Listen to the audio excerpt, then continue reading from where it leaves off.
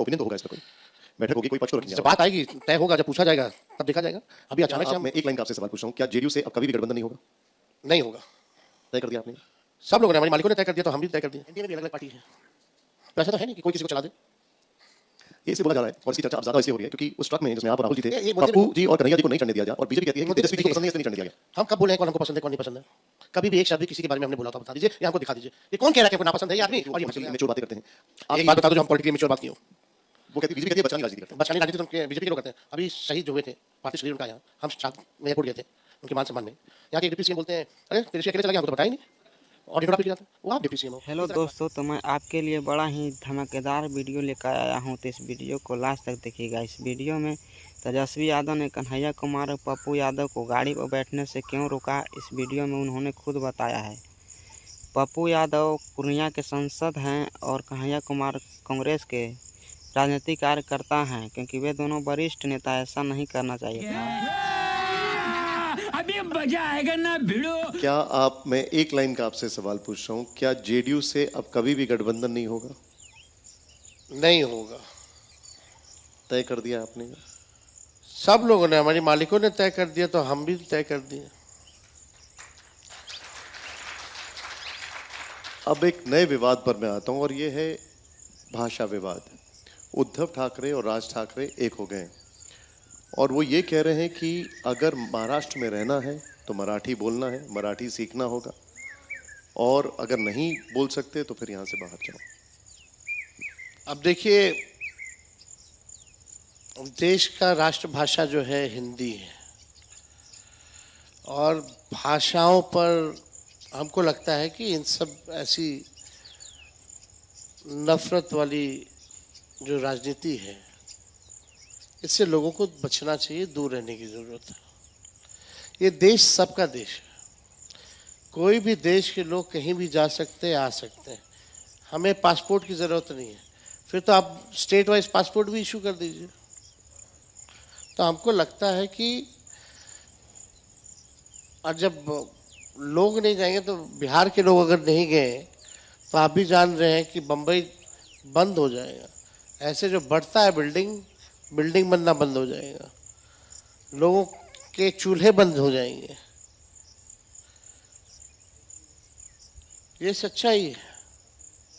तो हमको लगता है कि पॉजिटिव पॉलिटिक्स करनी चाहिए, प्रोग्रेसिव पॉलिटिक्स करनी चाहिए, सबकी बात होनी चाहिए। राज ठाकरे अगर इंडिया गठबंधन में आना चाहेंगे तो आप साथ होंगे या खिलाफ में होंगे? हम तो बिहार का ही देख रहे हैं, बिहार में तो कोई पार्टी ही नहीं उनकी।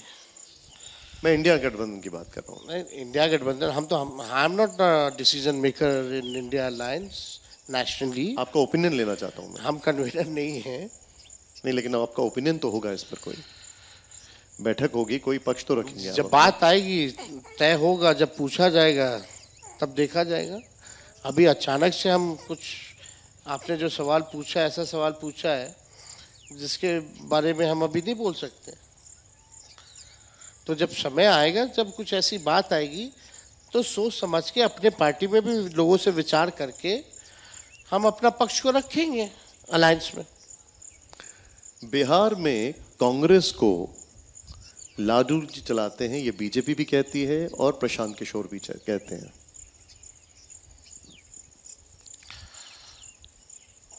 पता नहीं, इन लोगों को सब कुछ पता ही है। सब पार्टी अपने हिसाब से चलती है। कांग्रेस अलग पार्टी है, राष्ट्रीय जनता दल अलग पार्टी है, एनडीए में भी अलग अलग पार्टी है। तो ऐसा तो है नहीं कि कोई किसी को चला दे। ये इसलिए बोला जा रहा है और इसकी चर्चा अब ज्यादा इसलिए हो रही है क्योंकि उस ट्रक में जिसमें आप और राहुल जी थे, ये पप्पू जी और कन्हैया जी को नहीं चढ़ने दिया गया और बीजेपी कहती है कि तेजस्वी जी को पसंद नहीं, इसलिए नहीं चढ़ने दिया गया। हम कब बोले हैं कौन हमको पसंद है कौन नहीं पसंद है?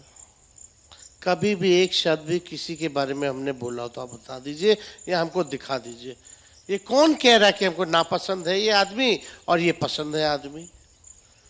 ये तो आप ही लोग अपना सोच विचार करके कुछ टीआरपी के लिए चलाते रहते हैं। कभी भी हमको बोलते हुए है तो आप हमको दिखा दीजिए। और राहुल जी की अपना सिक्योरिटी का अपना प्रोटोकॉल है और सबको प्रोटोकॉल का पालन करना पड़ता है। अब प्रधानमंत्री जी आते हैं, बिहार के खजाने के पैसे से अपना चुनावी प्रचार करने आते हैं, रैली करने आते हैं, 100 करोड़ रुपया खर्च करते हैं, तो पीछे से एंट्री मारते हैं गाड़ी में। एक को खड़ा कर देंगे नीतीश जी को, एक तरफ कर देंगे सम्राट चौधरी जी को, और छोटका वाला पीछे खड़ा रहता है डिप्टी सीएम सेकेंड, वो गर्दन ऊपर किए हुए कि हम भी दिख जाए, और सम्राट चौधरी है लंबा हुआ, वो दिख भी नहीं करता। मंच पे बैठा रह जाता है मांझी जी, उपेंद्र कुशवाहा जी, चिराग पासवान जी। इन लोगों का मन नहीं लपलपाता होगा कि हम भी गाड़ी में चढ़े। तो प्रोटोकॉल है ना, प्रधानमंत्री जी की भी प्रोटोकॉल है। तो सिक्योरिटी आप देखिएगा, वो तो है ही सिक्योरिटी उनके पास, केंद्र सरकार ने दी है राहुल जी को, उसका अपना प्रोटोकॉल है। मतलब आप ये कह रहे हैं कि कन्हैया कुमार से आपको कोई परेशानी नहीं है? हमको किसी से क्या परेशानी होगी? पप्पू यादव से क्यों होगी हमको किसी से परेशानी? हमको किसी से कोई परेशानी नहीं है।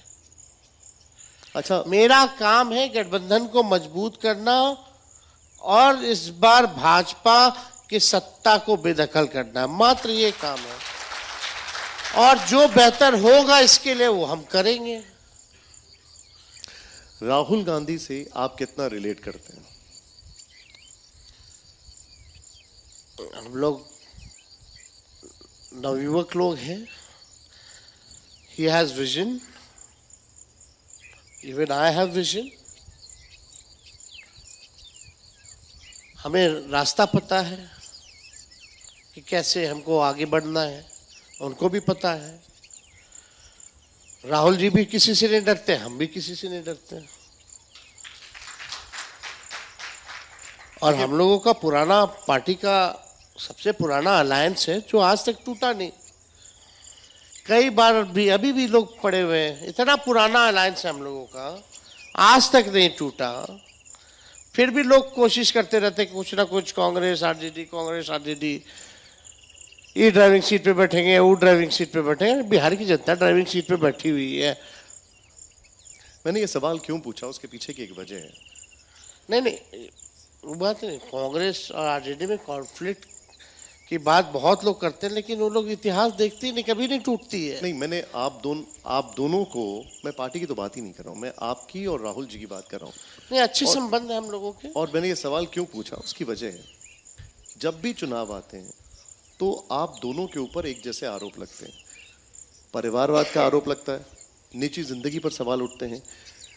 बीजेपी कहती है कि वो जो हैं वो बाल बुद्धि हैं, आपके लिए कहते हैं कि वो पॉलिटिकली इमेच्योर बातें करते हैं। एक बात बता दो जो हम पॉलिटिकली इमेच्योर बात की हो।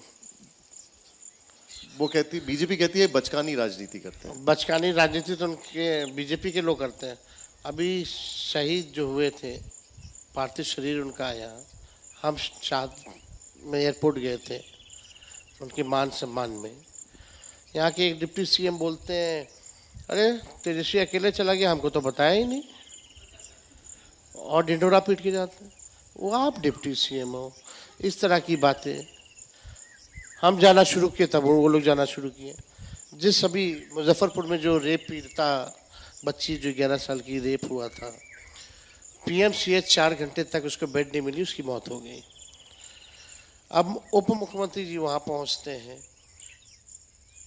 उनके घर संवेदना प्रकट करने, और वहां जाकर उन्हीं के परिवार के पिता से बोलते हैं माँ कसम खाओ कि बेड मिला था कि नहीं मिला था। क्या है भाई, 11 साल की बच्ची जिसका रेप हुआ हो, 4 घंटे बेड ना मिला, वो इसमें क्या राजनीति करेगा? और आप उसे कसम खिलाने की बात कर रहे हो। ये बचकानी बातें तो नहीं, शर्मनाक बातें ये लोग करते हैं भाजपा के लोग।